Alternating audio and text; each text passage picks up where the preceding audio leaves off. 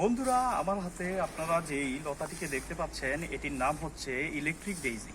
এর বাংলা নাম হচ্ছে বন গাধা বা বন গেন্দা। বিভিন্ন স্থানভেদে এর ভিন্ন ভিন্ন নাম রয়েছে। তো আপনারা কে এটিকে কোন নামে চিনে থাকেন সেটা অবশ্যই কমেন্টস বক্সে একটি কমেন্ট করে জানাবেন। তো বন্ধুরা, এটিকে ইলেকট্রিক ডেইজি বলার মূল কারণ হচ্ছে আপনারা যদি এই গাছের কিছু কচি পাতা অথবা এই গাছের ফুল নিয়ে সেটা থেকে ফুলের পাপড়িগুলো ফেলে দিয়ে আপনারা যদি এই সাদা অংশটা জিভে লাগান, সেক্ষেত্রে আপনার জিভে একটা ইলেকট্রিক শকের মতো অনুভূত হয়। আর এই জন্যই এটিকে ইলেকট্রিক ডেইজি বলা হয়, কারণ এই জিনিসটা আপনার জিভ বা মুখকে একদম অসাড় করে দেয়। তো বন্ধুরা, এই উদ্ভিদের রয়েছে প্রাকৃতিক বিশেষ কিছু গুণাগুণ। এই জন্যই এই উদ্ভিদটিকে আমার দেখলে মনে পড়ে যায় সেই উক্তির কথা, জন্ম হোক যথাতথা কর্ম হোক ভালো। কারণ হচ্ছে এটি সেই একটি উদ্ভিদ যার জন্ম হয়তো পতিত ভূমিতে হতে পারে, কিন্তু এটি আমাদের বিভিন্ন উপকারে এসে থাকে। এর কিছু উপকারিতার মধ্যে বিশেষ একটি উপকারিতা রয়েছে, এটি দাঁত, মুখ এবং গহ্বরের ব্যথায় এটি খুবই কার্যকরী।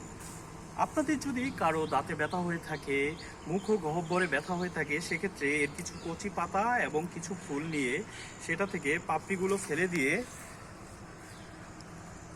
ফেলে দিয়ে সেটা থেকে রস করে, এভাবে আপনারা যদি রস করে দাঁতে বা মুখে লাগান, সেক্ষেত্রে আপনার মুখটা অসাড় হয়ে যায়। আর এই জন্য আপনার ব্যথা অনুভূত হয় না। আর বেশ কয়েকদিন ব্যবহারে এটি সেই ব্যথাটিকে সম্পূর্ণ দূর করে দেয়। বন্ধুরা, নাকের পলিপাসের চিকিৎসায়ও এর রয়েছে বিশেষ ভূমিকা। যেমন কারো যদি নাকে পলিপাস থাকে, মাংস বৃদ্ধি হয়ে থাকে, সেক্ষেত্রে এই গাছের কিছু পাতা নিয়ে সেটা হাতে ঘষে সেটার 2-1 ফোঁটা রস নিয়মিত যদি নাকে প্রয়োগ করেন, সেক্ষেত্রে নাকের মাংস বৃদ্ধিও কমে যায়।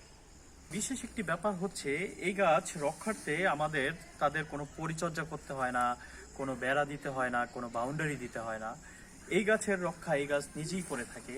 আমরা জানি গরু, ছাগল তৃণভোজী উদ্ভিদ, তারা গাছের লতা পাতা শেকড় এগুলো খেয়েই বাঁচে, কিন্তু তারা এই গাছের কাছে দিয়েও যায় না। কারণ হচ্ছে এই গাছের পাতা যখন তারা মুখে চিবোয়, তখন তাদের মুখ একদম অসাড় হয়ে যায়। এই জন্য গরু ছাগলও এটিকে নষ্ট করে না। আমাদের প্রকৃতি আমাদেরকে সব কিছুই দেয়, আমরাও আমাদের এই প্রকৃতি রক্ষার্থে আমরা প্রতিনিয়ত কাজ করে যাব। আসুন আমরা সবাই গাছপালা রক্ষা করে পরিবেশের ভারসাম্য বজায় রাখি এবং প্রকৃতিকে অনেক সুন্দর করে তুলি। ধন্যবাদ।